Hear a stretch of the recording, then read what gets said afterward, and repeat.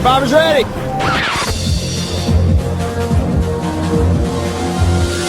Direct from Hobart, it's time for you to hear those so-called experts from Survivor Oz talk about another reality show, despite the fact they always said they wouldn't ever talk about Survivor. It's The Amazing Race Oz, and here's your host, Colin Hilding. Hello and welcome back to The Amazing Race Oz Season 27, or Season 3 or 5 for The Amazing Race Oz. I don't even know how we're tracking this. We're talking about US Season 27, and Noah is not here this week. He didn't really care to be here, to be honest. He must be loving this season.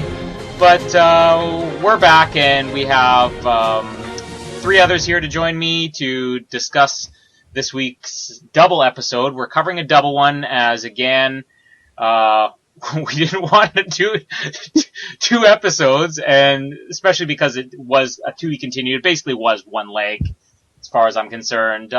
Let's just get on with the introductions. Joining us all the way back from the dungeon is everybody's favorite live tweeter, Kristen Kennard is back. Yo, yo, yo. And also here, I don't know if he goes yo, yo, yo too, but we'll see how it sounds coming out of his mouth. It is not Alex Morella, it is Alec Culver. Yo, yo, yo. And let's see if we can go 3 for 3. Does Jordan Rose also have a yo, yo, yo in him? Not right now. I don't think. only when I'm playing craps. All right. If anyone who plays craps will get that, but I don't know. I don't play craps, but I'm ready to start up Craps Oz just so we can hear it. That'll be our next spin-off. Yeah. Along with porno horror, whatever it is that we were discussing off air. Oz. Lots of spin-offs coming your way, but let's stick to The Amazing Race for now. This was, as I said, a double episode. So we're going to kind of have a bit of a messed up order here. We're not going to stick to the regular order of just discussing every single scene. We'll just go around really quickly, first of all, just discuss our opinions on, I guess, both episodes as a whole. Starting with Kristen, how are you feeling about these 2 episodes that we just saw, episodes 6 and 7? I don't really remember the first episode, and I kind of just tried to remember it based on the previously on thing that they showed during the second episode, but I actually really enjoyed the second episode. Should I continue, or will we get that? No, that's, if you want to tell us why you enjoyed it, you can go ahead. Otherwise, I'm sure you'll say it again later. Yeah, I just liked that there was kind of a lot of switch up. Like, we kind of got to see who were the really good racers, getting to see Justin and Diana not just stay in the front, but pull ahead from being behind and shit like that. Alec, what did you think of these 2? I thought challenge-wise, which I know we'll get to, they were the best challenges, but the episodes themselves, it's definitely a pickup. Like, I know that we talked last double episode or whatever that it was like one of the better episodes of the season, and it's like it's starting to get better. It's starting to become an entertaining one. As Kristen said, I really liked how switched up and stuff it was towards the end and stuff, so it was a good episode. And Jordan? Yeah, pretty good episode, both of them. Yeah, I think it spent a lot of time on focusing, at least on most of the teams. We got to know a lot about, just about every team. Yeah, and good tasks. So, pretty good all around. I think I'm completely in agreement with you, Kristen. The second episode I really loved, especially because we did see more switch-ups. I liked the challenges in the first episode, but I found them, again, like a lot of the other ones in this season, to just be whoever is there first is going to finish first. And I much prefer the ones where we can see teams overtaking the other teams for more than just making one stupid mistake. One person makes a mistake and everybody else capitalizes on it. The first episode was okay. The second one, hands down, my favorite of the season so far. I might go as far as to say my favorite of the last 2 seasons even, but I don't really remember specific ones last. Maybe right up there with the best of season 26 so far. But let's just start right off with covering. I guess we'll cover episode 1, both the roadblock and as well the detours. So the roadblock, first of all, was basically, this is kind of what I was talking about. There's not really a lot of overtaking unless you make a really dumb mistake.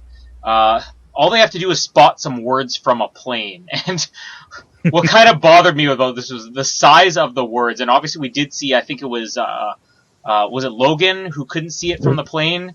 She made the mistake of not seeing it from the plane. But otherwise, they might as well have just written, like, this is your clue from the air, because it was just way too simple. Then we had the detour, which was drop a mic or bust a crab. They're rapping or they're preparing some type of elegant crab platter. So I guess we'll cover both of those. How did you feel about the detours and the roadblocks, Kristen?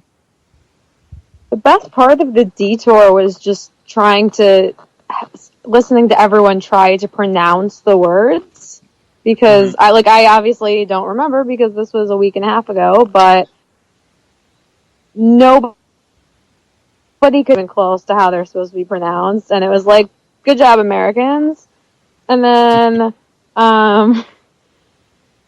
what else are we talking about? The detour, The crabs. I guess crabs.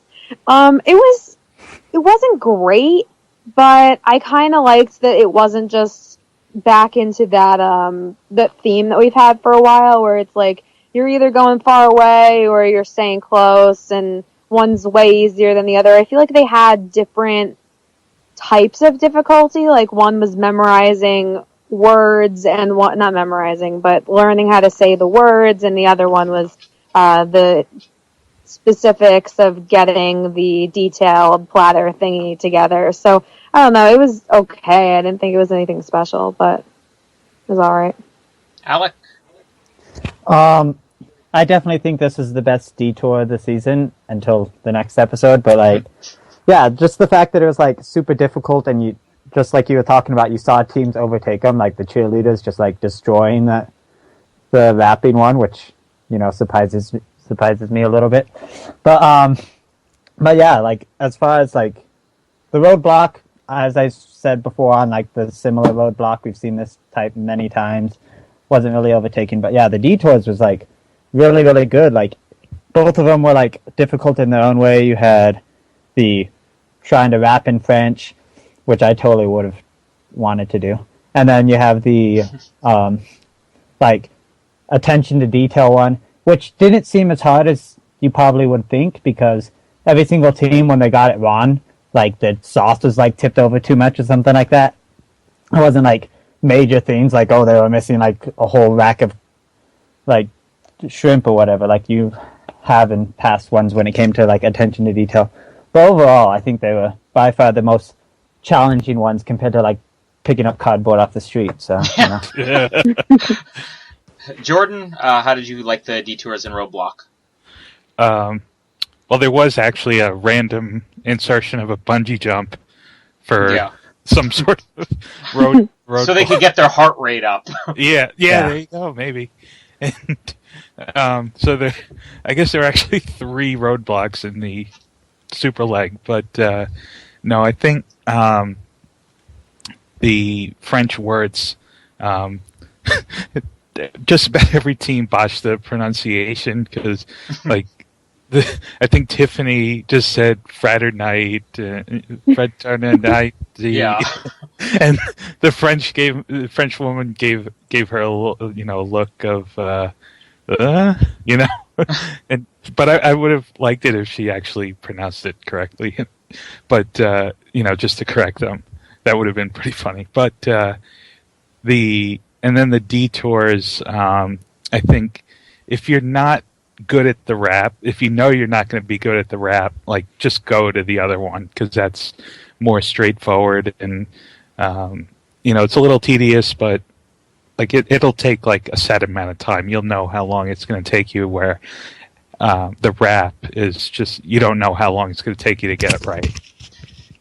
Well, the thing that surprised me was with Denise and James Earl. Mm-hmm. They went to drop a mic simply because they wanted to do the busted crab, the crab one, but they couldn't find it. They accidentally stumbled across the rap one, and they stuck around there.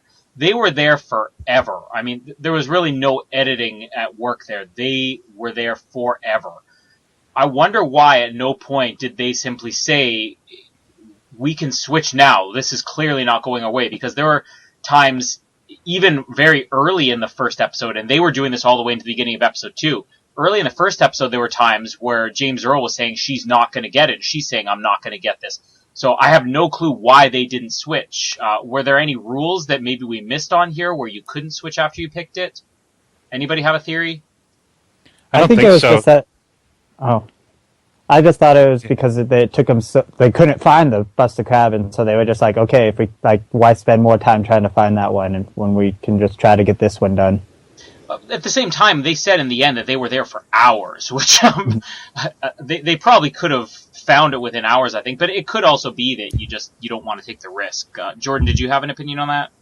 Yeah, I think they knew, as you know, they probably knew that Denise was not going to be very good at the rapping. So don't you? And this restaurant is like a world famous restaurant. That Phil said that. And just keep asking around. People know where this restaurant is, or even take a taxi and just if you know you're not going to be good at the rapping, just find the restaurant. I mean, people know where it is. Yeah, you probably could have asked the rappers, and they would have known. Yeah, there are lots of options. Yeah. I did love, again, we always talk about how strict some of these judges are. In the end, they were taking it very easy on Denise and Yes. James Earl. Yeah. He said he wasn't struggling. He wasn't struggling, but he was stiff during even his parts. And look at how tough they were on Diana at the beginning. And I was watching, what is Diana doing wrong? I don't, you need to put more, what was the word there? More feeling, more vibe into it or whatever. And Denise and James Earl, even on their 50th try, were so stiff and so southern and so white. It was just awkward, and they just gave him a free pass, so they must have felt bad for them at that point. With the Texans, there wasn't much going on in the crab one. Again, it was just sort of, I did again that there was a bit more of a challenge to it, but there's a really funny moment that probably everybody else missed when they present their first platter or whatever to the judges, and they're looking confident as always. There's a waitress who walks behind them, and she looks at their platter, and she's not part of the scene. She looks at their platter, and she gives the most disgusted look she's ever seen. As if she's mortified at what these guys did. It's just, I'm finding it very interesting. Maybe we'll talk really quickly about the Team Texas right here, because there's definitely been a big shift from the first few episodes, and we were saying it's clearly just a 2-team race, and they're winning so much it's annoying. And these past 2 episodes, it's almost like there's been this subtle shift towards them getting the dumb guy edit. Did anybody else notice that in this episode? Yeah.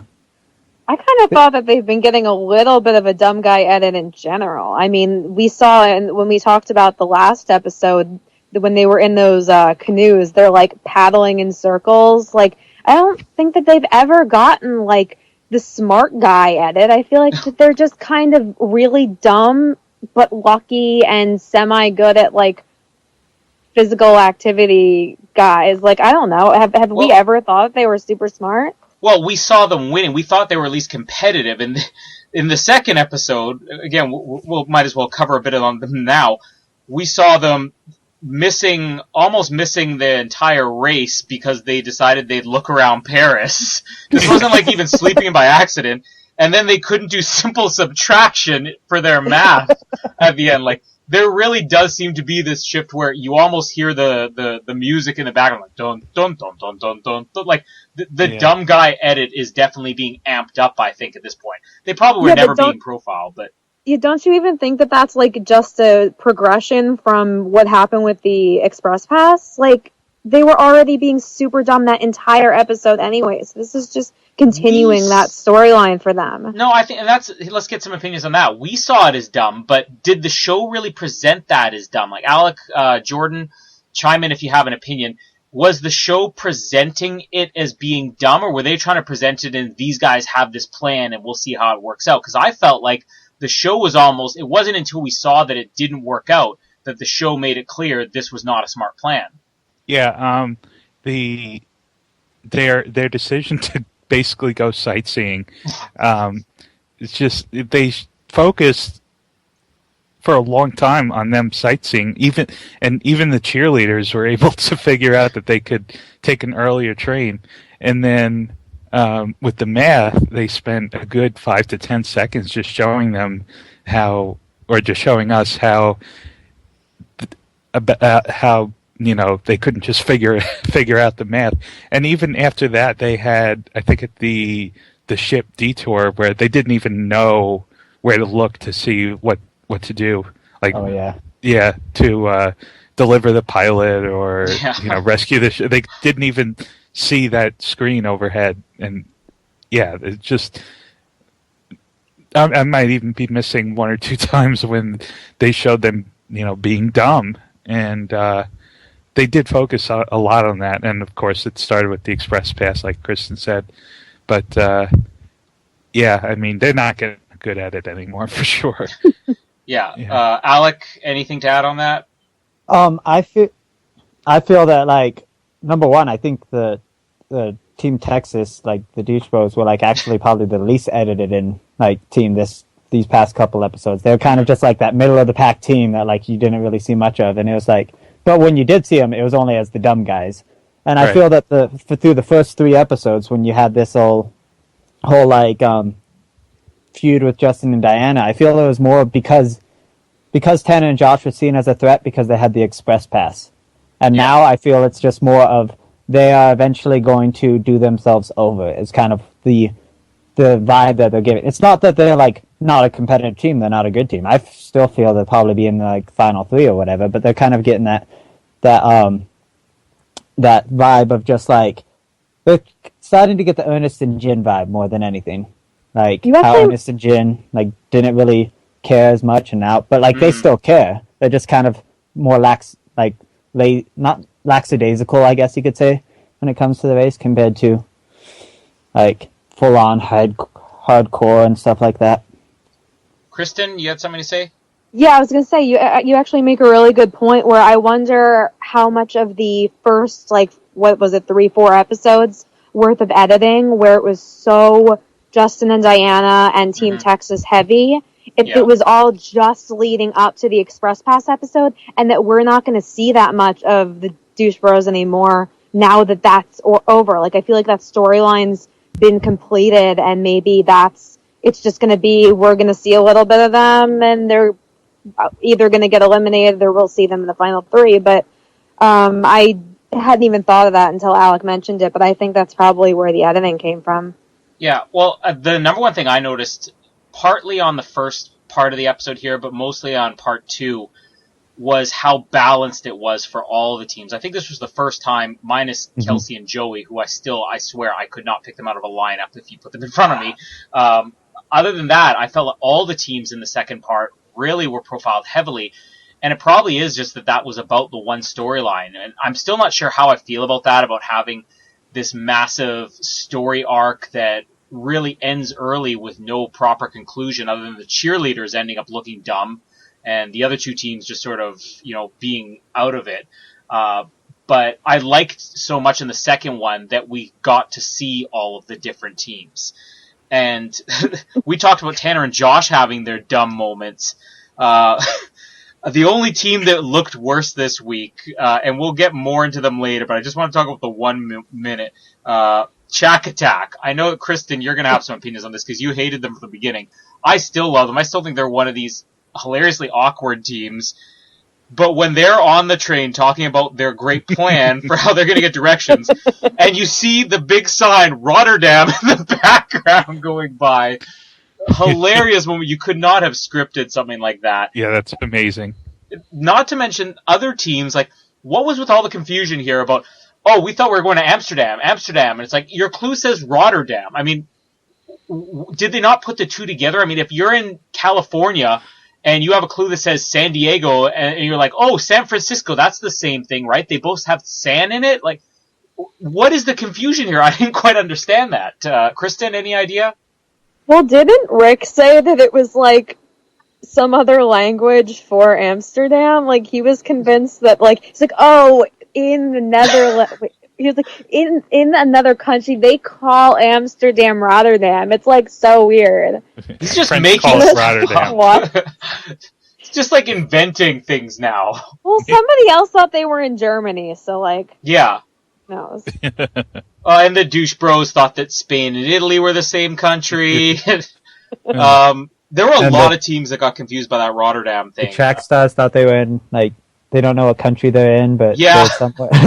They're in Africa. They're in Africa. Usually when you get to the end of the race, things like this are important. So I'm predicting the final challenge to either be rewritten by the producers because they know nobody's going to be able to get it, or everybody's just going to fail miserably and it's going to be like a 9-hour final challenge.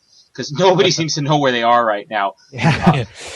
It was, I just loved that so many teams were confused and just, that was the first of many stupid mistakes, but there's no way you could have planned it better than to have Cindy actually talking about their brilliant plan and see the Rotterdam sign going by in the background. Yeah, and then the guy from San Francisco even knows that they're doing it wrong. One other thing to talk about before we get to the challenge, because this is another thing I like, they had a lot of stuff going on. I mean, usually it's frustrating when you have the back-to-back episodes and they just even all the teams out again, but this time I think it worked because there were a lot of funny moments and teams getting lost and everything. Tanner and Josh roaming around the city, that cost them, so the race was still going on despite all this. The fact, that we had a foot race on the bridge right after they started, I thought that was really good between the cheerleaders and, was it Justin and Diana who was first at that point? Yeah. Yes. Mm-hmm. So having a foot race this early in the race was nice. But let's talk about, will we consider this, or will they consider it, the impairment that cost them the race? Rick, he claimed it was a mosquito bite. We have infestations of mosquitoes here in Winnipeg. That's no mosquito bite. That was like a Botox bite on his lip. What happened to Rick overnight? Kristen, any idea? Have you ever had a bite like that? Nope. Maybe he was doing the Kylie Jenner challenge and it went wrong. Oh my god. He was on the wrong show here. Alec, do you have a way to classify that bite? What would cause that? I know spider bites tend to become bigger because I've had a few of those in my life. But That's the only thing I could think of, is maybe a spider. Definitely not a mosquito. Jordan, do you know anything else that could cause a bite like that? No. And I'm a nurse, I should know.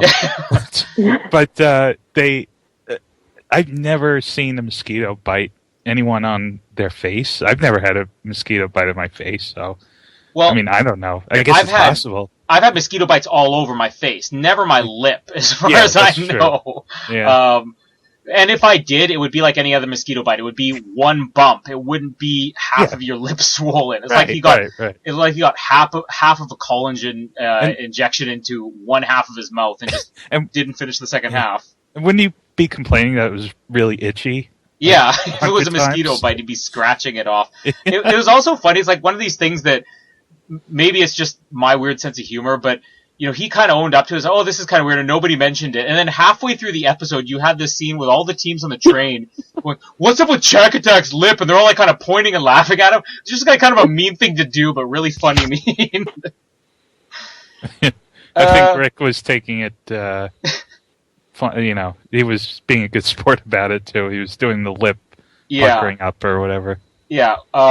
Yeah. I don't know if Kristen's going to see him as a nice guy. She had some opinions, but we'll hold off to the end of the episode. I want to talk about one other scene that happened again before we got into any challenges. Justin and Diana. This was one of those episodes where I definitely think their edit's starting to... I mean, they still clearly were in the lead, and they're the most unstoppable team, but we're starting to see a little bit of balance with their edit, where there's maybe some less developing. The fact they start off this episode talking about, you know, we communicate after every single leg, and we learn from our mistakes, and then you immediately see them just bickering the entire time. Like, communicating about your mistakes every single week doesn't help if you're making a new mistake every single week. Kristen, I'll start with you. Do you think maybe a bit of foreshadowing that they're going to be running into more problems along the way? Not really. I feel like they were almost just foreshadowing this episode because this was they had that clip of Diana being like, "Why'd you look back at me? Why'd you look at me?" Like, that look was supposed to mean that I made the wrong decision. And, like, that was in the preview for this week's episode. And I almost think it was just foreshadowing this episode and not necessarily the entire season. But what do I know? Yeah, I don't think you know anything, but specifically because I think my theory is if this were foreshadowing this episode where they came in first, that's not really foreshadowing. That's kind of, counterproductive as far as the story they're trying to tell this week. So my theory would be if they're showing them falling apart, it should be either in a leg where they fall apart or it is setting up for later on. But Alec, which side do you see?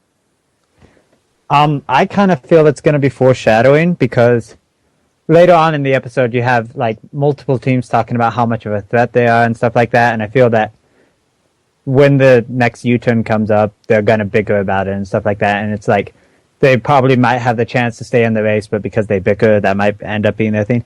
I feel that will be become an issue later on. I don't think it'll actually like hurt their game super much, but I feel like it's kind of, maybe that'll be like what ends up making them in second or something like that.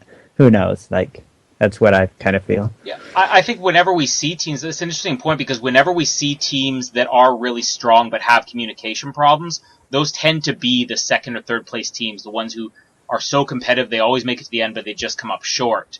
At least from, obviously we can't speak to the whole history of the race, but that is something that's definitely common. Jordan, do you have a different side? Do you think that it was maybe just for this episode or something that could be brought up down the road? It could be an overall storyline, but this is like the first we're seeing of it. I think maybe they had a little bickering last, the first of the two double episodes, and this is the first we've seen it, and they're still somehow finishing first every time. But they did make a mistake at the front of that, at the start of the leg, is that the clue said take a taxi, and instead they just ran across the bridge while everyone else took a taxi. And they could have been showing that argument, which I think Justin said, "Let's run," and then Justin's blaming Diana for the decision of not taking a taxi, which was the wrong decision. So I think because they're still finishing first every leg and they're still showing the bickering, I think this will develop into a bigger storyline down the road. But it could, as everyone said, it could still be just this leg, but I think, yeah. Did somebody get shot in the background there? Did anybody else hear that? Yeah. I didn't. What's happening in the dungeon, Kristen? Let us know. It wasn't me. If you're in danger, just give us a signal. If you can't speak verbally, use a code. Use your safe word, Kristen. I have headphones on, so he can't hear you saying this, but I am safe. Okay. Yeah. Everybody just give a roll call. I am still here, present, so I know nobody's been killed. I'm here. Alex gone. There you go. Alex back. All right, he survived. One other thing, just on the Justin Diana before we move on, it also was in the previous episode where it was almost a throwaway comment, but Diana was talking about how they have a different level of communication because they're not really even in the same city, so they communicate virtually, as she said. Again, that's another one of those things where I think they're setting up that they have this. They may think it's a better way of communicating, but we're seeing as they keep talking 2 episodes in a row about, we communicate differently than other teams, and we think this is a benefit, that it may actually end up burning them in the end. Mm-hmm. But what do I know, right? Can I just go back to the while we're still on Justin and Diana, when they were doing the drops mic, if I could go back to that, Justin was Justin asked Diana if they want to switch to the other task, and Diana said, I think Diana said, Yeah, she was saying there's no that way she I can wasn't- get this. Yeah. yeah, she was saying there's no way she could get that, and then Justin said, I think we're getting it. So Justin asked if she wants to switch, and she said yes, and he said, well, no, I think we should stay. Well, just the fact that like she wanted to do the other task, and he's just like, no, I can get this one, and then it's like they both have to do part of it, and she's like, Yeah. I'm not going to do it. Like it's not a roadblock; it's a detour. Like you both have to do it. Like, But again, this is Yeah, where it's almost confusing because we're talking about how the show is editing them as if they should be self-destructing. Even that task, I was really surprised that it was set up with her especially saying, I can't get this, this is taking too long. They still came in first. So it's so weird that Yeah. we're getting this edit, but we're seeing it. It's like the two sides of their edit aren't really matching up at this point. So it's definitely causing some confusion.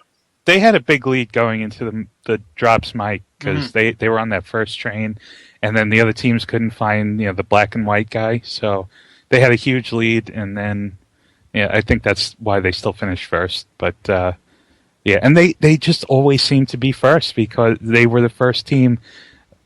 I'm sorry, I'm going back to the start of the double episode, but they were the first team to get on that. They were the only team to get on the first train. I don't know how they did that, and they just always in first. They figured out the ship detour on their second, and Kelsey and Joey took 4 times. So I don't know. They seem like a Jim and Misty right now in terms of they're getting done. Every task is just causing them no trouble whatsoever. While we're on this, can I just quickly mention that we saw them win both of these keep racing legs? Does anybody else feel sad for them that they're being like screwed out of prizes? No Because prize. I did. Yeah, like they have come in second twice and gotten nothing for it because they were keep racing legs. Like, Well- is this budget cutting or like what the hell is going on? Because I am not approving of it because I No. want them to get some shit. I think that the flip side of this is that recent seasons have had so many. This is a non-elimination league. This is a non-elimination league. And I think more than anything, they're just trying to phase out non-eliminations in exchange for let's just keep the race going. That's something that the Amazing Race Canada did really well this past season, where there was really only one non-elimination leg because they had these let the race continue. And I think it played better in that. And I think overall, it probably is a little bit frustrating for the teams, but that was one of the things I wanted to ask about this season is do we like it better that we're not having 2 or 3 non-elimination legs, but instead we're getting 2 or 3, continue racing legs extended. So which one is better? Kristen, do you have a different opinion on this, or are you behind? I mean, I think in theory I agree. It's just because the same team came in first both times, and they also happen to be my favorite team, that I'm kind of just like, well, that sucks. Because if they end up not winning the $1 million, it's like, well, they could have at least come away from this with like some cool shit, and it's like, nope. Jordan? But just really quickly, but just as a viewer, it does make more sense because it's almost like the to be continued is more interesting than the here's the pause point of the non-elimination leg, and it feels like more of a waste. Yeah. So, Jordan, continue. what's your opinion?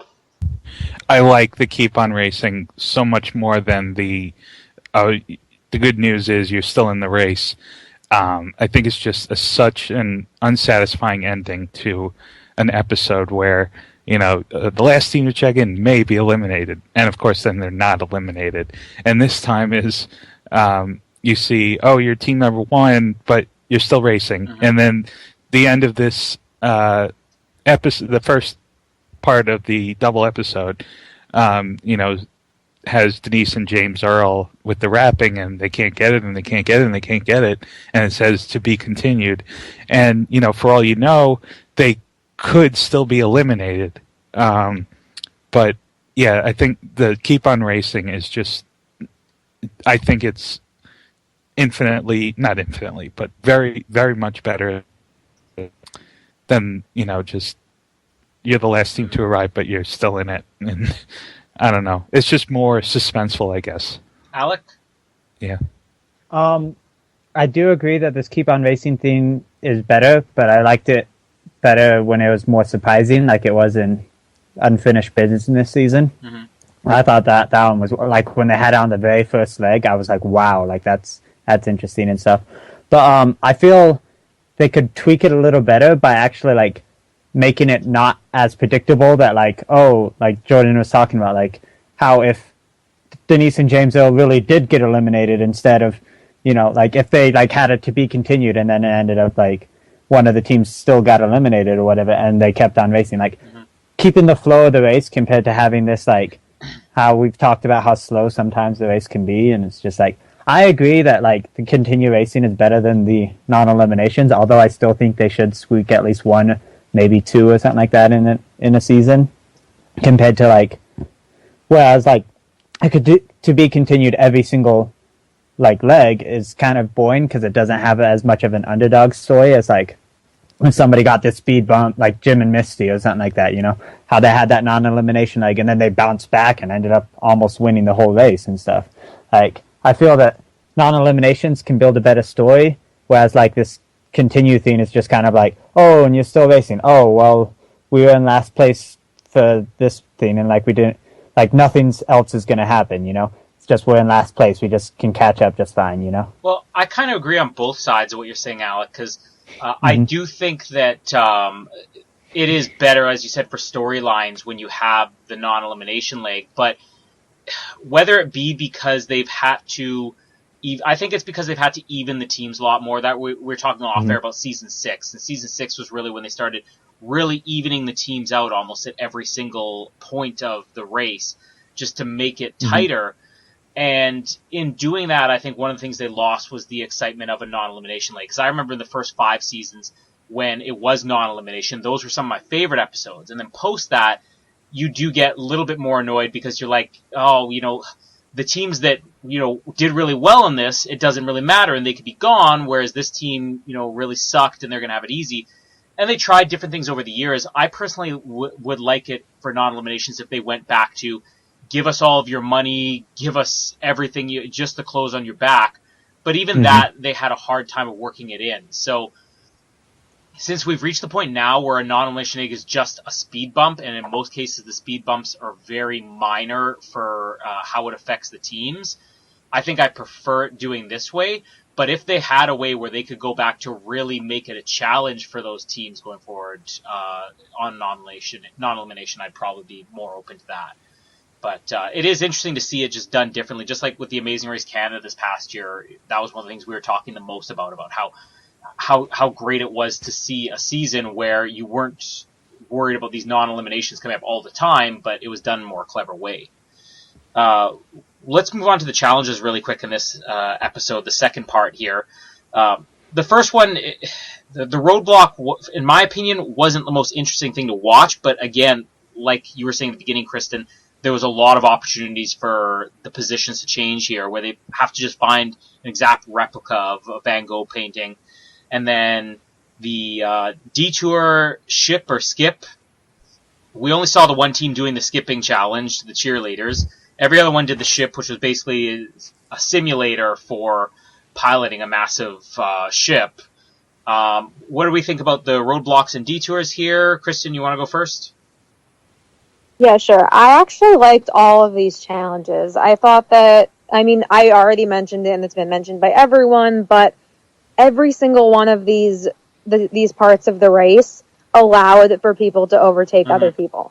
Every single part. So that was particularly, I can't even remember another time in this season where it was so possible, like that you could go from 5th to 1st, or you could go from 2nd to 6th. Like, I don't even remember that happening in this season, which is kind of insane, but it may have happened. I just don't remember. But like the painting thing, yeah, sure, it wasn't like great TV, but it was physical and it was mental. And I liked seeing a couple of the different strategies where some people were just like running around and not paying that much attention. And then I really you still don't understand who Kelsey and Joey are, and you need to be like punched through the computer screen because they are one of the greatest teams on this season. And Like I really appreciated Joey taking the painting where he's like, this is the one I think it is. He took it around, he held it up next to all the other ones, and he figured shit out and got that done, and they were the first ones out of there, and that was really impressive to me. And then, not shockingly, like, I don't think anybody expected anybody but the cheerleaders to do the whatever the jump Skipping. roping thing is called. Yeah. Skipping, is that what it's called? Well, it's called skip. Oh, okay. The double dutch or whatever it's called. I don't think anybody else would have been really capable of doing that, but it would have been funny to see them do it. Oh, yeah. Can you imagine Denise and James Earl doing that? Tanner and Josh? I'd honestly, I was going to say, I'd even love to see the douche bros do that. It was so amusing. Like, I'm picturing it right now, and it's hilarious. But, like, they killed that. Like, I'm really, really enjoying the cheerleaders at this point. Like, I liked their quotes about how they don't feel the need to go with anybody else. Sure, they're just going to go run off in a different direction. They can do it themselves. And they proved that they could. It wasn't one of those things where they said that and then got completely lost or screwed something up. And so a team that's willing to go do a challenge that they know no one else is going to do is a little bit ballsy, but they're really pulling it off. I think we could see them as like a dark horse for the finale. And then the simulator I thought it was so confusing because I don't know what the guy was like telling them to do, because the first few teams, like Kelsey and Joey and Justin and Diana, like they totally understood what was going on, and then we literally watched Tanner and Josh stand in the machine for 5 minutes and then walk out saying they didn't know what was happening. And then I think that Chris and Logan did the same thing. Yeah, and I was just like, how is this possible? Like, I don't understand how they were given such different directions or understood it so differently that they could, like, the first couple of teams that did it, they just needed to do it quicker, and they understood how it works from the beginning. And I was just like, of course, it was the douche bros that had no idea what was going on. So that was amazing. But again, same thing, being able to overtake a team. I really like this challenge too. I thought it was really interesting, and it was something that I think they've done simulation type things before. I vaguely remember them doing it in the final 3 before, but it was pretty cool. I love that there was like some random guy dressed as a captain standing in there. Like, this was legit. But I don't know. The whole thing was, I thought it was one of the better groups of challenges that we've had this season. Alec? I definitely agree. The challenges were so much better. The Double Dutch one, number one, I loved that when Phil's describing it, you see the like judge like jump in the ropes with them and like they continue doing it, but he never did that. And when the cheerleaders finished, which I thought would have been hilarious, they probably would have been scared out of their minds. But yeah, like the simulator, I not saying that the simulator was bad or anything like that. I think it would have been like just a touch better if there wasn't just one simulator. If there were multiple simulators, so then you have like all the teams doing it at the same time, so then they don't even know who comes out. Like, so it's more of a type thing where it's like you would like see Justin and Diana come out with a clue or whatever, and they're like, oh, they're done or whatever. Like, if like let's say like Logan and Chris went in there and they're like one of the last 3 teams or whatever, and they're racing against Shack Attack and Denise and James Earl or something like that, and like they like fail or whatever, and it's like, oh, you got to go back to training or whatever, and then like they never see any of the other teams or something like that. They could think they're in last place for all they know. And like I think that would have made it a touch better. Not saying it was bad at all. Like I thought it was amazing and stuff, because then like when they left, like Denise and James Earl knew they were in last place because everybody else had finished or whatever. Whereas like if they didn't know, then it would have added a little bit more of a quickness to the like end of the race type thing. But overall, these challenges were amazing. I did agree that the douche bros just like standing in there for 5 minutes was like the best thing. Like, where's the flares? Where's the flares? And they like turn the other way or whatever. It's like the camera like closes up on it and it's like completely obvious. Like they literally could have made it in the time or whatever if they actually saw it. Like it was super close, and it's just like, but I loved Kelsey and Joey's like little moment when they say that Justin and Diana are like the biggest threat in the game. I feel that's foreshadowing. and stuff, especially since I saw like the name of another episode coming up here soon. So Is it Overall, Krakow? the I'm gonna challenge get is you. no, the one Airing after next that. week. No, the one after that. Oh, I haven't seen it yet. Well, now we've spoiled. Maybe one of those two teams will be 2 episodes in. No. Well, Edit no, point. like, Edit point. well, like if you look at Wikipedia, they have the name of it. Yeah. Like, just saying, like, and I'm just thinking that maybe something will happen. I don't know anything. I'm just thinking something will happen. Hopefully something will happen. Yeah, Otherwise, no. it's void TV. Or we just get the douche bros just standing around in the simulator for 5 more minutes for like a whole hour. Like, I will watch that for a whole hour. Just, what do we do? There is one interesting thing you point out there, and again, I'm completely on board that I Oh my like God. that the show is finally getting back to let's get some racing going on. Let's have it be a bit unpredictable. This team can go from last to first just because it's a difficult challenge finally. But the fact that they all do see where each other are when they're waiting on each other. I mean, this is not the first time we've seen this race. In fact, it's come up in almost every single episode that there is some type of challenge, even if it is a more difficult one, where they're aware of where they are. And I think that is one of the things that makes the race better, is where the teams have no clue who's ahead of them or not. Jordan, what did you feel was going on with the detour and the roadblock this week? Did you like them? Did you dislike them?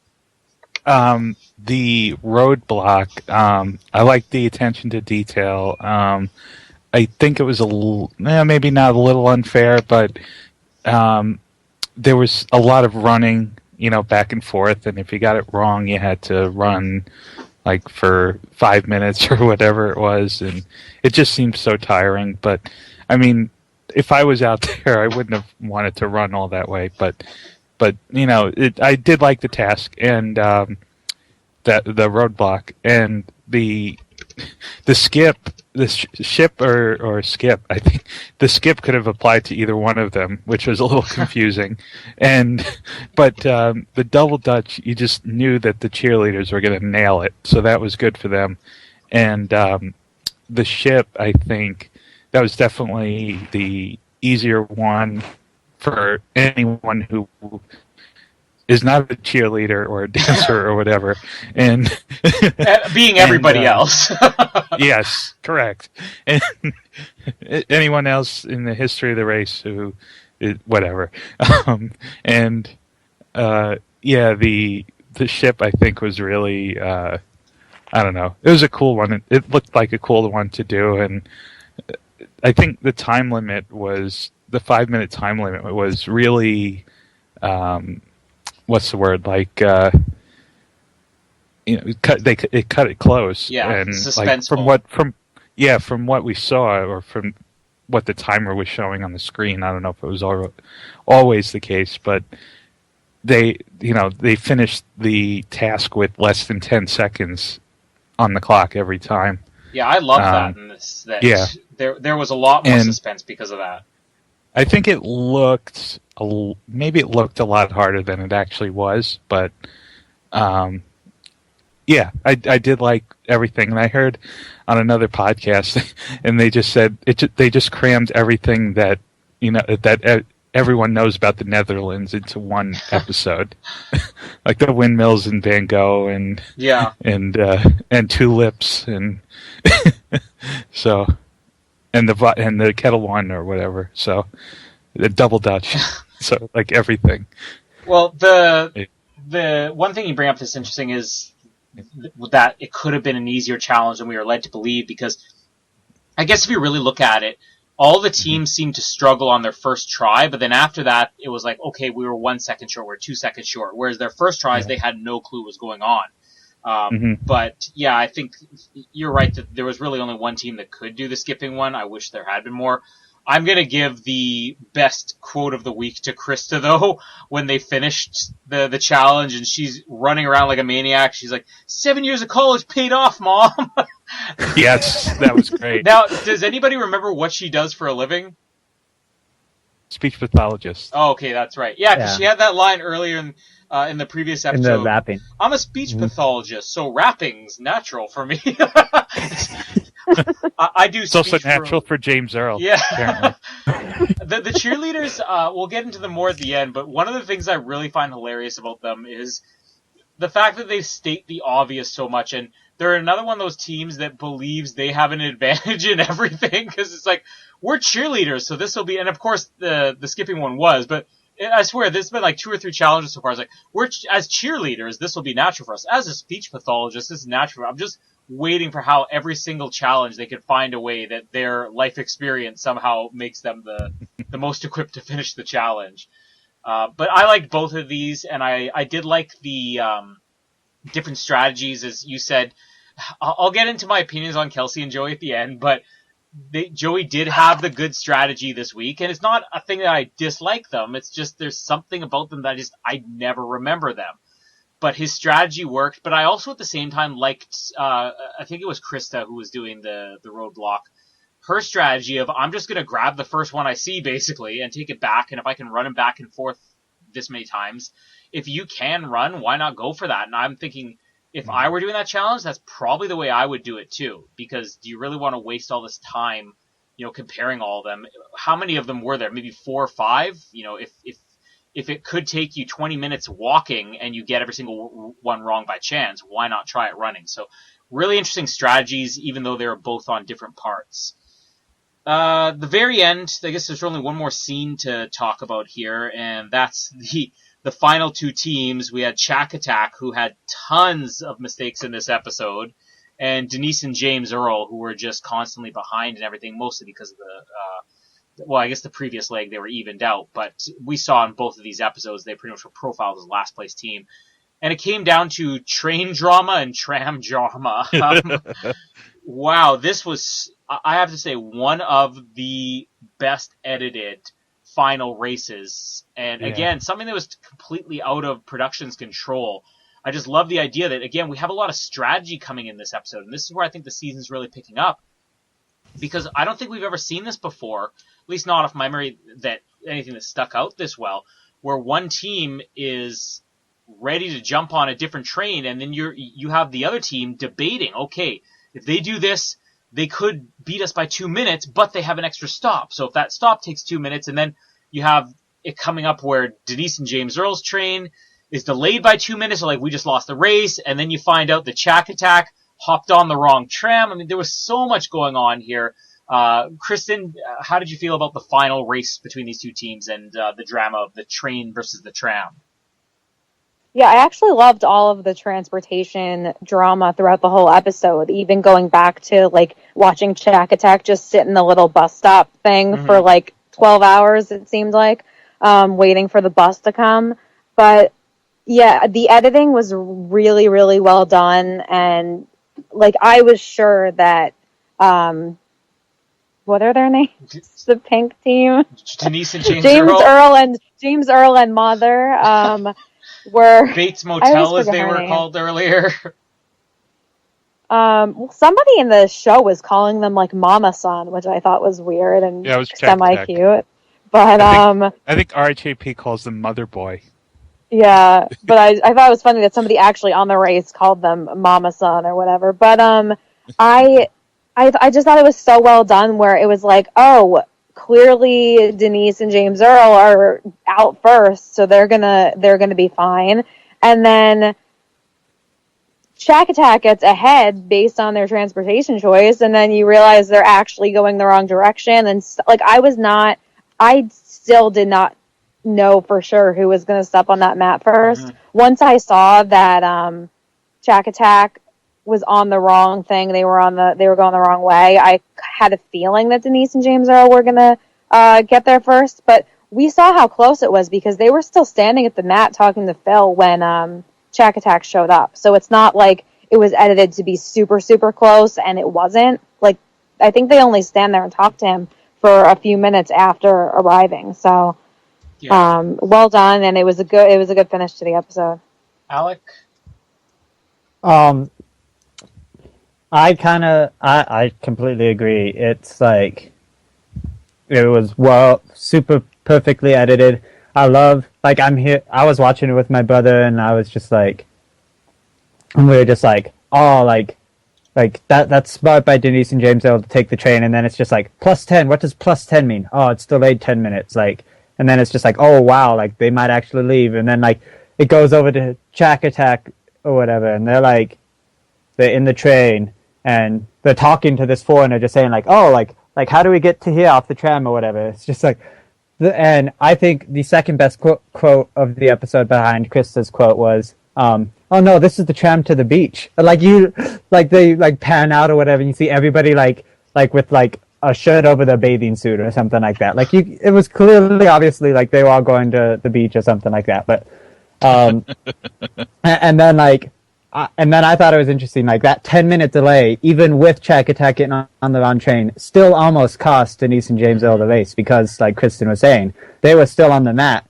when Jack Attack showed up. Like I'm pretty sure, like Denise and James Earl might have like gotten on the mat when Jack Attack like could see them or something like that. That's probably how close it was, because you saw like Phil's like, you guys aren't the last team to arrive, and then like they show Jack Attack like arriving at the mat, like. So it's just like, you aren't the last team to arrive. In fact, there they are right there. Like, that could have been what Phil said. Like, and so it's like, although I knew Jack Attack was leaving like the whole episode based on the fact that they had kind of been like a quieter team, and then they got like a huge edit this episode. But yeah, transportation in general was hilarious. Jack Attack getting on the wrong tram like twice. They're trying to take a bus instead of a taxi. Like, all that stuff. Freaking hilarious. It was good with that. Jordan? Very good editing.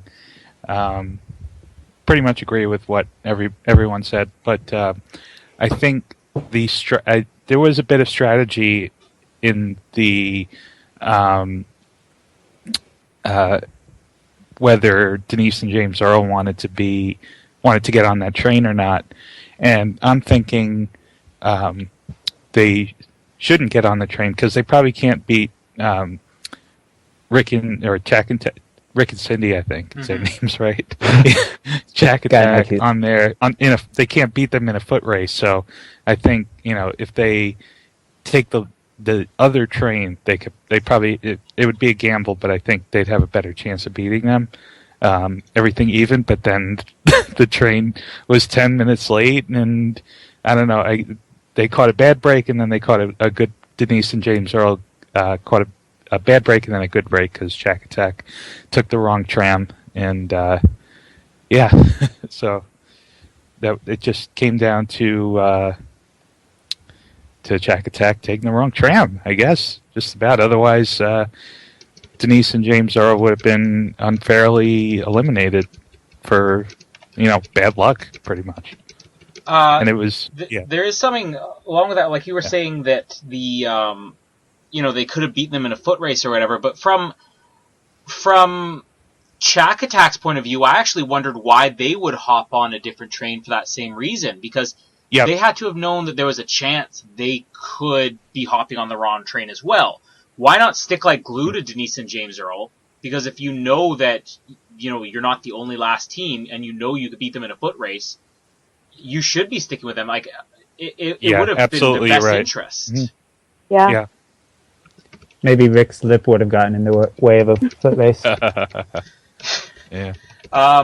Let's talk really quickly about the teams. We'll just kind of do a quick fire thing here, because we've given a lot of opinions along the way here. But starting off with first place team, Justin and Diana. Do we have anything to add on Justin and Diana that hasn't been said already? Kristen, you want to go first? I wasn't prepared for this. Not really. Okay. I hope they still win. All right. Moving on. Alec, do you have a more insightful opinion than Kristen? Love him. Jordan. That's it. So no. His answer is no. He does not have a more insightful. Yeah, right. I think they may be being set up for a downfall. I think Justin is being portrayed as getting cockier every episode, but we'll see what happens. And again, the bickering is starting to increase between them, so let's see what happens. I'll go first on this one. First, I'll just say really quickly, I still love Justin and Diana. In a way, I love them more now that we're seeing a little bit less of them, because we know we're getting to see other teams on the race. I think they're a hilarious team, whether they're succeeding or failing, and there's very few teams that you can actually say that about. I'll go first on this one, because let me get my opinion out of the way. Kelsey and Joey. I've been saying week after week that I do not even recognize this team, and I'll just say this. Prior to these 2 episodes, no joke, when they showed up on screen, I did not know they were part of the race still, and I'm watching the season intently. There's something about them that just my mind immediately checks off, and I don't even pay attention when they're on screen. I don't think that they're a bad team. I think that they're kind of one of the least interesting teams on here, but they're good at the race. It's just I could not pick them out from a lineup. Now this week, I'm finally at the point where when they do show up on screen, I recognize them, but if you ask me right now to describe them, all I'd be able to say is that they're wearing freaking hats with their names on it, which I think were put in there because they knew people like me would never be able to pick them out of a lineup. Like, there's no other reason why they're wearing their names on their hats. I don't dislike them. They don't even stand out to me. They're like one of the more forgettable teams I've seen in recent episodes. But tell me how wrong I am, Kristen, and then Alec, and then Jordan. We'll see where you're at. You are making me so angry. I didn't say anything bad about them. I can't change that I don't notice them. They are exactly what I thought they were going to turn into, except I actually like them. I don't know how many weeks ago it was, but I remember saying, I don't have any idea who Kelsey and Joey are, but I see them turning into a Tyler and Laura from last season, where we have no idea who they are, and then they start getting airtime, they start becoming characters, and you apparently don't agree with that, but I do, because I think that they are the smartest team on the race. I think that they're playing it, I mean, they're quiet, so they're not getting the same big confessionals as like the cheerleaders or Justin Diana, but they, to me, are so intelligent that like they kind of have it's not a rivalry, but the way that they are talking about Justin and Diana is, I think, what Tanner and Josh would have been saying if they weren't so dumb, because Tanner and Josh are just like, oh, fuck those guys. They're so annoying. I hate when Justin breathes. They're the worst. When it's really just, hey, these guys are so good. How are we going to beat them? And then they had that line at the end of the episode that I think could be a winner's quote, where they were saying, they're going to win this game. They're going to come in first every leg. We need to be the ones to stop them. And I think they're super, super smart. And I cannot unsee that I am the only human on this planet that thinks Joey is like Dr. Will from Big Brother 2 and All Stars. He looks like him. He talks like him. He has the same sense of humor as him. And I'm obsessed with them. And if Justin is listening to this podcast, I apologize. I still want you to win. But right now, my pick has been changed to Joey and Kelsey to win this game. For the record, if I could pick Joey out from a lineup, I might agree with you that he resembles Dr. Will, but I still can't even picture him in my head unless I'm watching the episode. You hear my heavy sighs through this I'm not microphone? even insulting the guy. I'm just saying they're so insignificant to me. And to be honest, they're not. When I'm watching the show, here's the other thing, and we'll move on in a second, but when I'm watching the show, I remember where the other teams are. But it doesn't matter what Kelsey and Joey are doing. If it's in the middle of an episode, I'm like, all right, we have Justin and Diana, we have Tanner and Josh with this. They'll be the only team I don't remember until they show up on screen, and I don't know why that is. But how about you shut your dirty mouth and go watch reruns until you learn who they are, because they're the best, and I love them. All right, Alec, how much do you love them? Probably even more than Kristen, because number one, the fact that Kristen compares him to Will from Big Brother. Not only that, Joey actually got the hashtag puppet master in this season. Just saying. So he's the puppet master of the season too. Like when he the episode with the whole U-turn debacle thing, and he makes the alliance with Justin and Diana, whatever, and then it was hashtag puppet master or whatever. But I think that they might be like, because Colin can't recognize them, but because their moments are so small but significant. Yes. I think that's the main thing. Like, you got Joey talking about when they're like at the ship thing. It's just like, we finally got like a lead on Justin and Diana or whatever. We don't want them to pass us or whatever, and then they pass them, and it's just like, Justin and Diana are like the best team here. Like, we're gonna have to stop them or whatever. It's like, that is like the foreshadowing. Like, that might be like that like one confessional that like, or that one line that like changes the whole pace of the episode or the whole season or whatever. And I think that's what Kelsey and Joey bring to the table. It's not like, I still think that they're probably the team to win, because you even had Phil call them like one of the strongest teams out there. Like, when they finished like third or something like that, it's like, you guys are like one of the stronger teams out here. Like, what do you think is stopping us? It's just like, we just need to catch up to those guys. Like, that's all that's stopping us. As soon as we catch up, and like, sorry, Kristen, you messed me up with your like little thing. But yeah, it's just like that's what they bring to the show. Like, sometimes the quietest players are the best players. Like, sometimes, like like Survivor, some of the like people who have had like the least amount of confessionals are the ones who end up winning, because all they needed was that like little thing of saying like, hey, we got to do this, and like that's all they do, and like maybe they don't even get a confessional about it or whatever. And like Kelsey and Joey, it's just like them saying like, hey, all we need to do is like, we need to do this later on or whatever. And that's why I feel that come next U-turn time, Kelsey and Joey might be the ones who end up U-turning Justin and Diana, because they realize, number one, they know they can beat Tanner and Josh, because let's face it, if it comes down to a memory challenge at the end, anyone can beat Tanner and Josh. But and number two, they've had the most, ever since like this episode transitioned from the Tanner and Josh and Justin and Diana rivalry into the Kelsey and Joey recognizing Justin and Diana as a threat. Kind of like not a rivalry, but more of a like, we need to get them out type thing. Kind of like, and so that's why I feel that is what most likely will happen, because every single time that Kelsey and Joey have talked about Justin and Diana, it's not they're the biggest competition. It's that they are so good at this game that we need to stop them before they end up beating us. I think is kind of, that's why I love Kelsey and Joey so much. They're still my picks to win. You know what's hilarious? We've spent more time talking about Kelsey and Joey than we did any of the challenges, and even the big fans of them here say we don't see a lot of them on these episodes. I'm just going to put out there really quickly, and again, nothing against Kelsey and Joey, very smart racers. For whatever reason, I can't recognize them.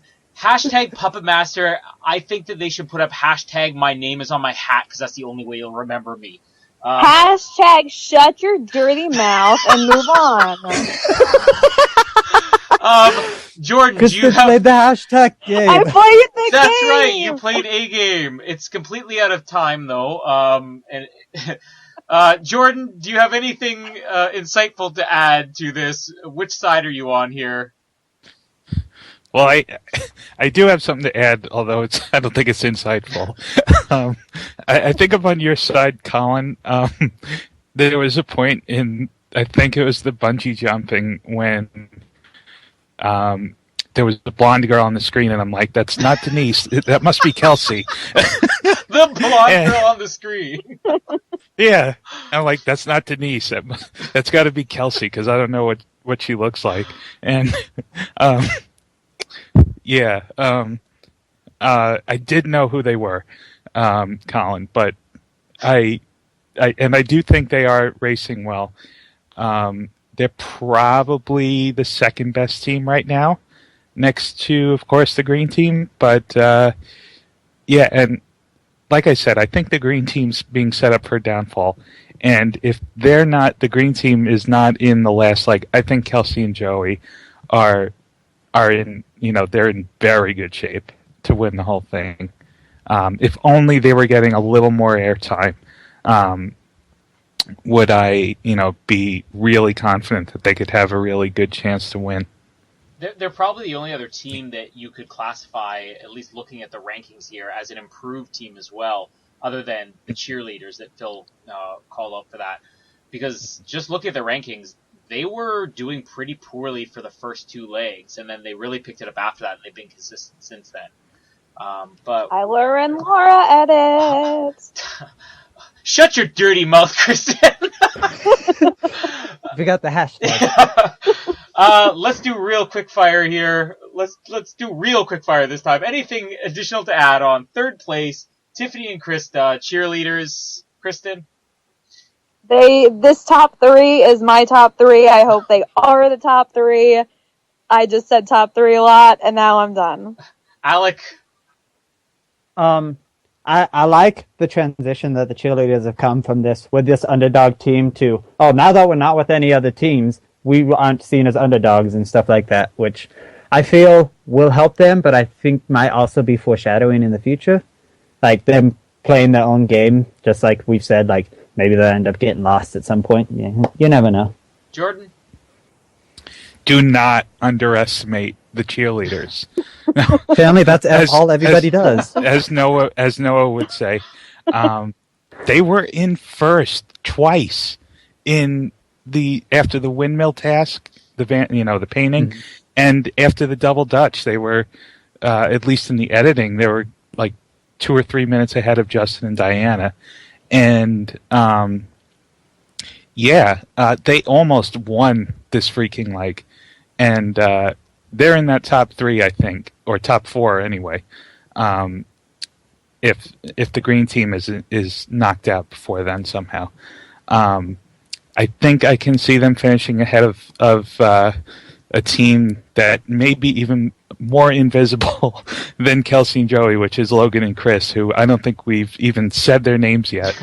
So I think they're finishing ahead of the paparazzi, Logan and Chris. I think they can finish ahead of Denise and James Earl, and the cheerleaders are officially no longer underestimated, I guess, and they have.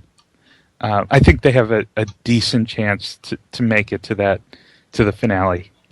Their hair also looks really nice all the time. I just thought I'd let everyone know. And Chris, I think, is my new favorite racer of the season. Yeah, I'm definitely more on Krista's side than Tiffany. There's still moments where they say or do things that are slightly annoying to me, but then there's other moments where they're just like absolutely hilarious to watch, and sometimes both in good and bad ways. We saw the U-turn episode; it was hilariously bad to watch them, and then this week it was like hilariously good to watch them. Like even the whole 7 years of 7 years of university or whatever. Great line. I'm liking them more and more every single week. Let's see if there's anything else to say on Douche Bros. Tanner and Josh. Kristen? I'm enjoying them less now that they're not being super douchey in their rivalry with Justin and Diana. They're kind of just fading into the background and becoming boring. I have a feeling we might just end up having them come in last in the next 2 legs or something and just fail. That they had their rise and then their really quick descent and they're done. I don't see them I thought that they had a shot at the finale. I don't see them having any chance of getting there anymore. Alec? Over them. Well, I agree that they're kind of just becoming that middle of the pack, just dumb team or whatever. I still feel they'll make the finale, but they'll be like that 3rd place team or the 4th place team that gets eliminated halfway through. Because they don't have that momentum anymore like they did before, and then that weekly stroll in Paris brought their momentum down, and they've finished 4th place the past 2 episodes or whatever. Maybe that's what they'll finish. Who knows? And Jordan. I think they're kind of fading into the background, and they could be in the finale. I think they're starting to remind me of the team. I think they were brothers on the Boston Rob season. Brian and Greg. Those guys. Yeah, I think they're starting to remind me of them not in their edit, but in their racing. And I think we said it all earlier with their dumb, quote unquote, dumb edit, which I think is yeah, that's what they're getting. They're done at it, and yeah, I don't see them as a contender to win anymore, especially on a memory task or something like yeah. Yeah, they're That's just the edit they're getting. there's definitely a shift in how they're being shown on the show. I don't think anybody's really seeing them as a threat at this point. Do we have anything to add on Logan and Chris this week? Kristen? Can I backtrack real quick because I forgot that I had something to say about Justin and Diana? Okay, I thought you were going to say Kelsey and Joy, but go ahead. No, I just wanted to say that, like, shout out to them for showing us, like, that they really are good racers, and that I kind of mentioned this at the very beginning, but that they are not just capable at staying in the front of the pack, but they're capable of falling back and then making their way all the way back to the front, which is something that a team like Tanner and Josh are not doing now. And I just think that it's pretty impressive how they're able to recover. And I have nothing to say on Logan and Chris. Okay, Alec, anything to say on Logan and Chris? Or anything else to add on Justin and Diana? Well, nothing to add on Justin and Diana, but I feel that, like, how we talked about a few episodes back, I think it was just when it was me, you, and Kristen, but, like, about how Kelsey and Joey and Logan and Chris were kind of, like, canceling each other out because they're both, like, the media teams or whatever. And, like, Colin is here talking about how he doesn't recognize Kelsey and Joey, and then Jordan mentioned about how Logan and Chris are, like, invisible. I feel that's kind of what's happening, is kind of like they are canceling each other out, despite the fact that they're actually both getting very, like, good moments. Like, Logan and Chris, like, Kristen was just talking about how they, like, Justin and Diana were good at falling in the back of the pack and then, like, recovering. Logan and Chris have done that the past, like, 2-3 episodes or whatever. They, like, fell behind at the plane task and still managed to get it. They, like, fell behind when they followed Shack Attack that one time and still ended up in 6th or whatever. Like, they are able to maybe not get to the front of the pack because Justin and Diana, I still think, left that roadblock in, like, 3rd or something like that. It's not like they were too far behind. But, like, Logan and Chris, like, they've shown that they are able to at least bounce back when they're not bickering, at least. But at least, like, bounce back. And we got a little preview of their, like, bickering for the next episode, so maybe that'll be their downfall. But I feel they're, like, the underestimated team. They're the cheerleaders now because everybody underestimates them because they're the older couple, I guess you could say. But they're actually showing a lot more, like, fight than, like, we see out of, like, Tanner and Josh. Tanner and Josh are just, like, they're big beefcakes, so they can do well at other challenges, whereas, like, Logan and Chris actually have had to fight to, like, not get eliminated a couple times already. Again, the only thing I can really say on Logan and Chris is the show seems to show them as being weaker than they are, like you said, because they finished in 4th in the second leg. Outside of that, they've either been 5th or 6th in every single leg. The worst they finished was, well, technically it was not, it was Continue Racing. They finished in 2nd last.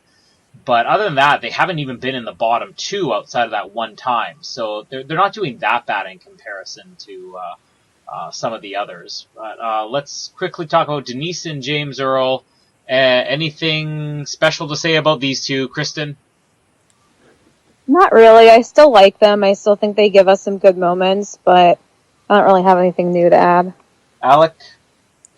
With Denise and James Earl, I remember how, like, at the beginning I was talking so much about how I'm waiting for their, like, downfall or whatever, when they, like, can't communicate because they're talking about how James Earl came out and she hated it or whatever, and, like, they haven't really talked much since.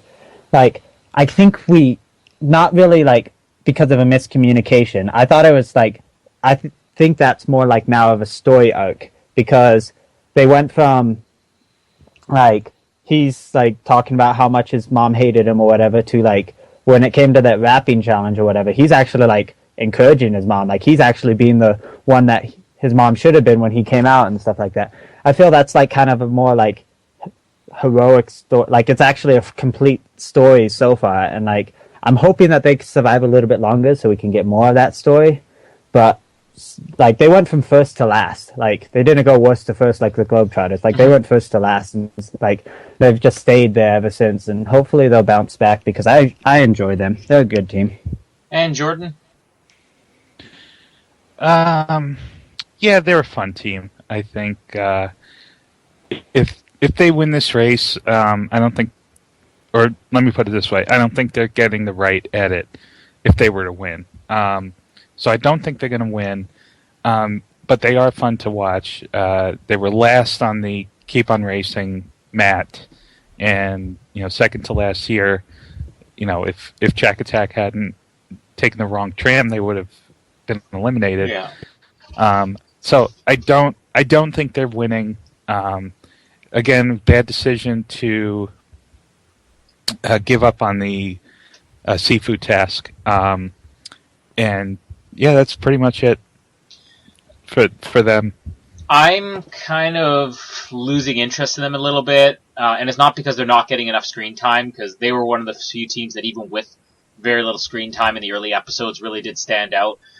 There's just something about them that's not as fun anymore. I'm not really sure why that is. Maybe they're not having as much fun in the race. They're definitely not stressing out. They're not arguing, but I saw a lot more promise in them than I think we're getting at this point. But there's still a couple weeks to go if they can survive it. Let's finish up on Shack Attack, and along with, if you have anything extra to add on them, we did talk about a little bit throughout the race. Anything extra to add? Also, do we have a better hashtag than hashtag Shack Attack? I've been pushing mine all season, but let's see if anybody else has one. Kristen, I know you have a hashtag for them, but give us your feelings on them first. We all know how much I hated them at the beginning, and they kind of just faded into the background, so I didn't have to hate them so much. But then in this episode, Rick definitely started annoying me again, so I'm glad they're done, and I don't have a hashtag unless they also get hashtag shut your dirty mouth, so Alec? that's that. One thing I will say is both of the track stars and with Shack Attack, when it came, they were both eliminated after this Keep on Racing leg. I felt it was very interesting how both of them were eliminated by simple, like small yet big mistakes. Mm-hmm. Like how the track stars didn't read their clue or whatever to look for the skull or whatever, and that's what ended up costing them. And like with Shack Attack, it was just taking the wrong tram. If they had like taken the right tram, they would have still been in and stuff like that. So I feel that's very interesting and shows you how little mistakes can become big problems. And so I will say that about Shack Attack. Like, yes, they had their problems and stuff like that. And I would say for a hashtag for the team of Shack Attack, just for this, like, for what ended up being their downfall, I would say hashtag tram to the beach. Yeah. Jordan, anything to add?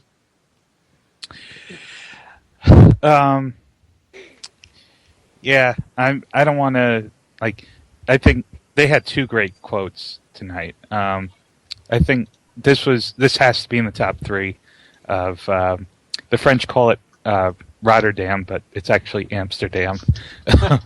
So that was a great quote. And then Rick, I mean, I guess I'm making fun of his accent, but he said when he picked out the right painting, he said, "I think we have a wiener." and yeah, but that's about all I have to say. Not That's your unhappy to hashtag see too? them. I think we have a wiener. Yeah, why not?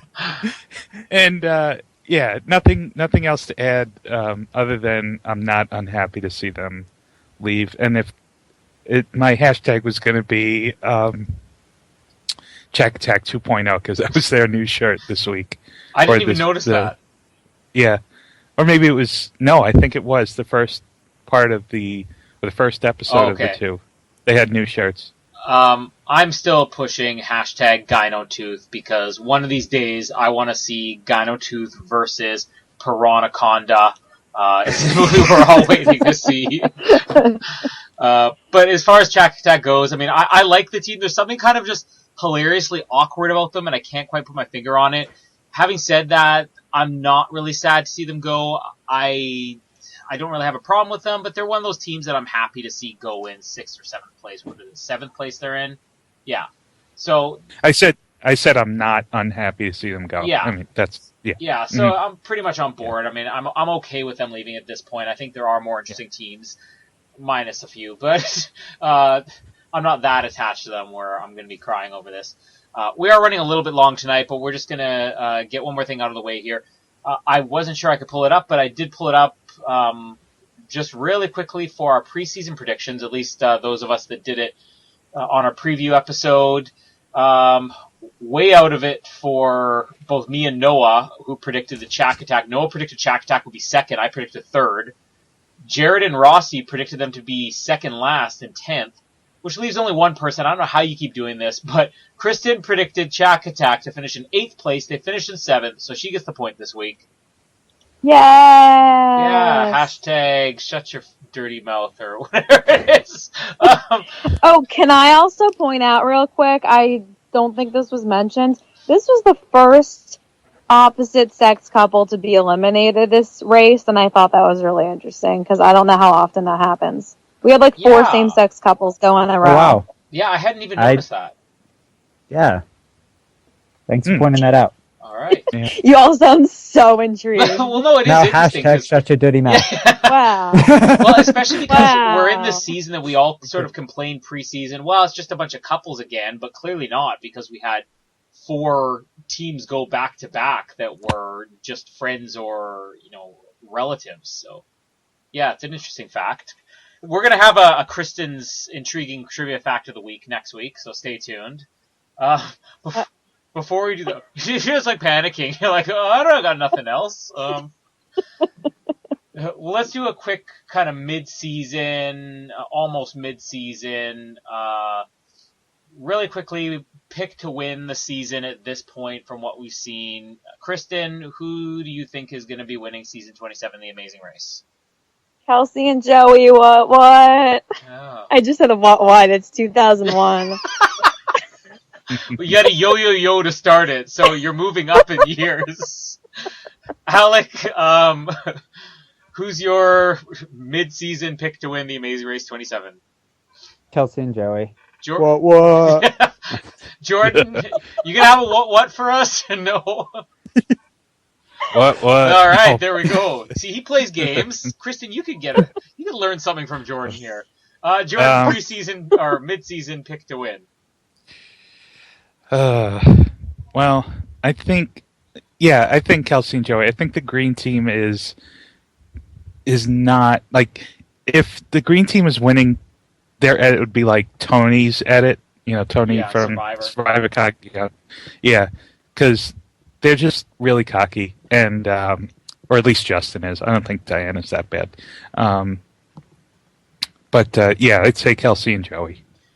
I almost want to say Kelsey and Joey because it does feel like they could be getting winner's edit, but my predictions suck. You don't know who they are. Well, my predictions completely suck for the last couple seasons of Amazing Race and Survivor, so I might as well pick the one that I just think would be hilarious to see win, so I'm going with the cheerleaders, Tiffany and Chris. Yeah. Probably never happened, but it would be hilarious if it did. So we're all wrapped up for these 2 episodes, and I'm going to assume it's not a non-elimination next week, but we're off to... Where is it going next week? What did they say? Poland. Poland. Okay, that's right. Poland. Yeah, Krakow. Krakow. Yeah. Krakow. I'm going to get you. So we'll have some mining and a little bit more Logan and Chris drama, but that's it for this week, and thank you for playing all the games, which, let's just say, even if it's still in an uncooperative and mildly insulting way, Kristen, you play a lot nicer when Noah's not here, so thanks for joining us. You're welcome. And Alec, you play nicer when Noah's not here, so thank you. You're welcome. I didn't know I played mean at all. Like, And Jordan, you gave us a what, and Noah wasn't here, so let's just round of applause for Noah not being here, everybody. Yay! And thanks for Jordan being here too. Really fun episode tonight, guys. Thanks a lot. Yeah. Yeah, this is definitely our longest of the season, not just because we covered 2 weeks, it's longer than the last one, so let's just credit that to Noah not being here. So, Yeah. oh, if you want a warning, Noah will be here next week, so we'll just see if our ratings drop. That's it for The Amazing Race Oz, and until next time, we will, but Noah won't, speak to you on the plains.